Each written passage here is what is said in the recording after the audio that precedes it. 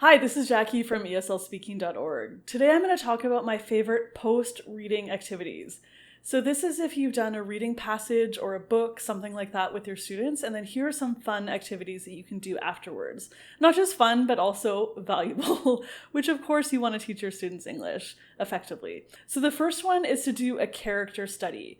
So if you're reading a fiction story, the characters will go through changes. You can talk about these changes, you can do a little bit of a study, you can compare and contrast some characters, and you could even do a diary entry. Get students to put themselves in the shoes of one of the characters and then write a diary entry after one of the main event things happened in that story. The second thing you could do is to get students to think about the plot.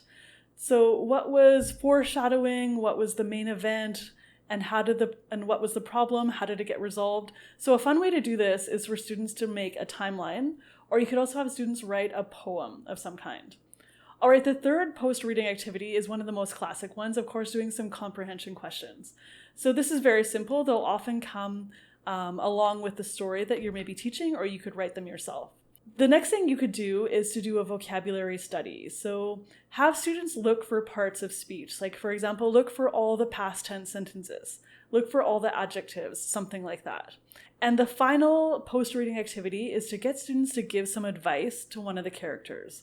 So you can choose a character and then the problem they faced and then get students to give advice to them, or students can choose their own character and their own problem. Okay, so please check out my blog post for way more ideas for post-reading activities, and also be sure to check out my book, ESL Reading Activities for Teenagers and Adults. Please hit like, subscribe, and catch you next time. Bye, everybody.